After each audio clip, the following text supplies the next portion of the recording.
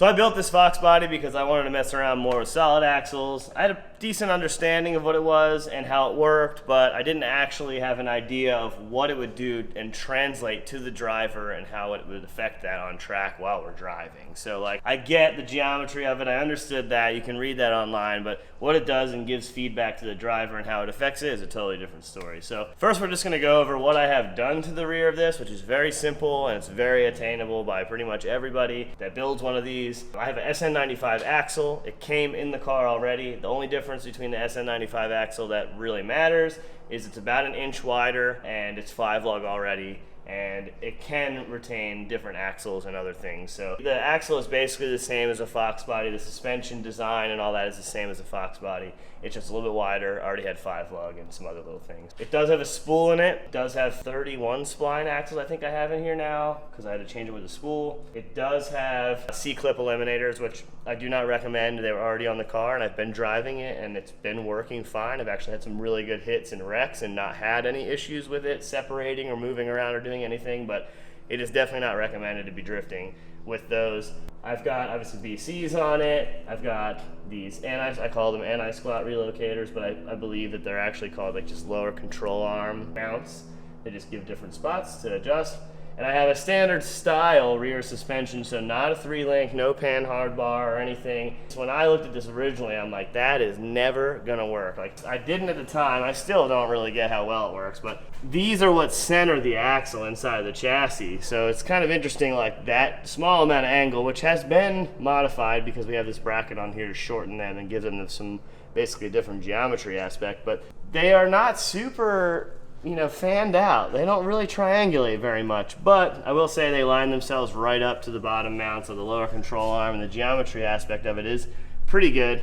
I figured the axle was going to move all over the place. I have pretty much had zero axle deflection. I put cameras on the side of the car and driven it. Very, very little axle movement. I've been using this setup for a little while, and basically I am going to go quick change at some point, which will probably have a 3-link top bar with a panhard, or to be honest with you, I might just relocate these brackets some more, give it some more angle to it, and keep running them so I don't have to have a panhard bar that bends around here made out of like roll cage tubing basically, because the quick change axle comes back much farther. So in order to get a panhard bar to fit, I have to come all the way around it. But either way, I'm going to dive into the actual geometry of this and show you guys what works and what doesn't. So one of the things about the Fox body, a solid axle and all that is that they have very easily attainable anti-squat adjustment, and basically what that means is the angle of this arm, so from the front of the arm to the rear of the arm, basically the steeper it goes, the more anti-squat the car will have. And then once you get past center and it's aimed this way, it would be obviously like a reverse anti-squat, it'd be a squatting position. And basically you can look at it like the way it has to transfer force. So if it's steep like this, right, it is now, and you get on the throttle and the tire spins, right, what it's going to want to do is almost pull this arm down because of the force. And the more aggressive you get with that, the more it's going to try to pull itself down into the ground. And what that does is plants the tire into the asphalt or concrete or whatever you're driving on much, much harder. Too much anti-squat will basically make it so the car hops up off the ground and then kind of loses some of its grip throughout the drift. And also, the more anti-squat you have, the less side bite you have, which would be like when you're going into a drift and you're letting off or have a lot of angle. Basically, it doesn't allow the car to roll over at all and start using this tire as much. Usually, a good balance of anti-squat is what's important. I've ran all 3 of these settings here. This is the OEM setting, so you can see it's about 1.5 inches more anti-squat, which would be about, on this ratio, maybe 10%. This would be about 15, about 20% here. More anti-squat. And obviously the ride height of the car affects this too. The higher you are, the more anti-squat you have. So if your car is super, super slammed, you might run this lower hole just to be able to have the same anti-squat as mine is.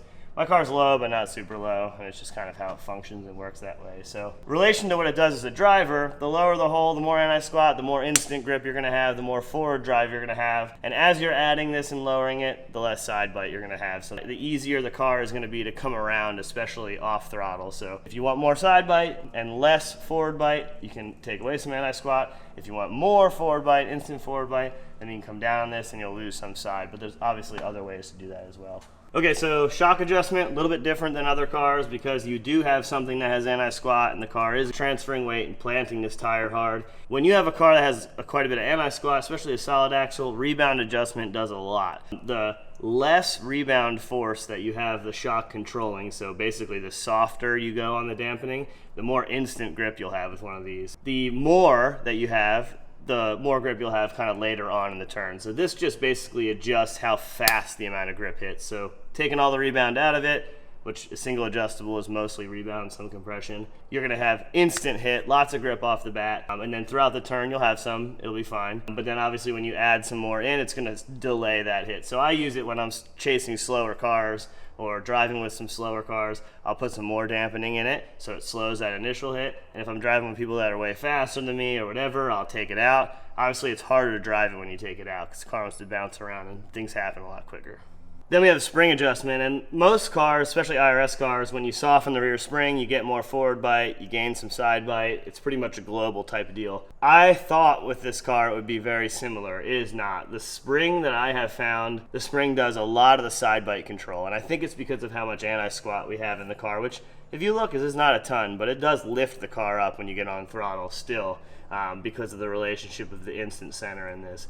But I've noticed that the softer springs really just give you a ton more side bite. So I've actually got this set up now where I've got some anti-squat in it, which would reduce the side bite, and I have the softer springs on there, which now off throttle, and when I'm leaning the car over, can actually absorb quite a bit more and put more side bite into the car. So I did not notice a ton of forward bite change going to these springs, probably like 15%, but 85% of the change was all in the side bite. So I've just something that kind of was a marvel to me that the spring does basically most of the actual roll control with the way the rear axle is set up. So one of the other things with a solid axle is there are 4 control arms, not just lower. You do have upper ones, and like I said, these are not ideal the way it is because they're just like a V, and that's what's centering the whole axle. Definitely think that a Panhard bar is better. Obviously I haven't driven it with this car. I've driven other Panhard car bars, or Panhard bar cars. Either way, and they all obviously work as well too. Something that locates the axle a little better. Like I said, I don't have any issues with this, but one of the things of the solid axle is the instant center, and that basically is the relationship of the lower arm and the upper arm. So if this is the lower arm, let's say it's got some anti-squat in it, whatever, the upper arm is here, and it's much shorter. So as you move through the suspension, this one's going to basically tip itself and lean and pull the diff down, or however you have it set up, much faster than the lower arm. A shorter arm is going to basically react much quicker to the geometry change, the rotation of it, than the lower arm. If you wanted the easiest car to drive, the simplest car to drive, you'd want them to be pretty much parallel all the time. Even if the arm is shorter, if they're parallel and they start moving, you'll have a very linear curve throughout all that. What that doesn't do is give you a lot of grip right off the bat, and it doesn't necessarily make the diff dip down and actually start utilizing the traction of the car and the anti-squat. It'll just move a lot freer and be easier to drive. Basically, when you start tipping them so that they cross paths earlier, that's when you start getting instant grip. Car starts planting the tire a lot harder. That's why you'll see a lot of drag guys, they'll relocate it and do that, so their instant center is a little bit easier to reach.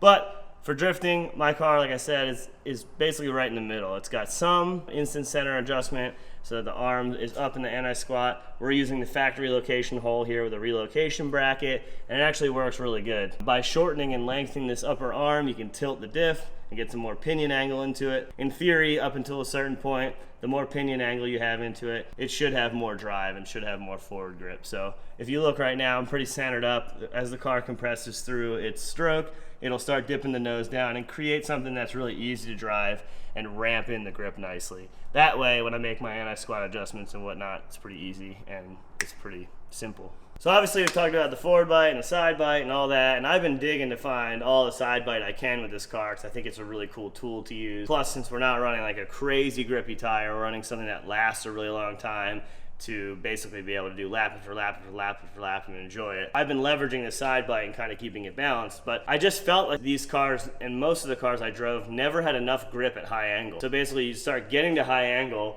and the car would just want to burn the tires off and not really move. And after doing the rear springs and doing all that, I felt that, oh, we're going in the right direction, we're changing this, we're making it balanced, we have something to lean on in the car. But I always like where I'm able to be floored, driving the car really hard, and I add angle to it, and then it will stop. adding angle because there's so much leverage and so much side grip to be able to stop it. So I've actually gone to the front to do that now, which you'd think you'd be doing it all with the rear, but I've gone to the front and put insanely stiff front springs. So they're about 1,000-pound front springs, which is even more than you think because we have the little aluminum EcoBoost, a small gearbox, everything's super light up front. So we've gone to 1,000-pound spring, and it's so that basically when I steer the car and I'm at a lot of angle, you can see the tire leans over. And what that does is when you're at a lot of angle and it's leaning over, this pushes back up into the car and puts weight, cross jacks to the other side of the car. So this is the front passenger side, and it will put weight onto the rear driver's side tire, which if you think when you're in drift and you're on throttle, that tire is probably pretty light at that point. You know, you're transferring some weight back. Being able to put it directly onto that cross jack to the rear tire is good. Obviously, it puts it on both rears, really helps. But I've noticed with this, it really helps to basically add side bite at high angles, and it makes the car feel a lot easier to drive and a lot more linear at high angle drifting. You can definitely put a front sway bar on it. This is the only car that I don't run a front sway bar, and I think it has a lot to do with the weight of the car and the solid axle, but I do want to put a sway bar back on it. Previously, when I had the bar on here, it had too much side bite, and it was a lot of high angle side bite. And then it didn't have a lot of low angle grip. So it was utilizing the bar so much that it was skewing the car, making it drive backwards of what I wanted. So if you have a bar on your car, you should leave it because you probably don't have 1,000-pound springs. So I'm using the 1,000-pound springs and no bar to create like a really linear, easy to drive car. Obviously this car is super light, it's about 2,200 pounds. So creating it to be easy to drive and less twitchy and smooth is the first step, and then you kind of add grip from there. So I think in the future I'm going to put the bar back on now that I've learned a lot about it.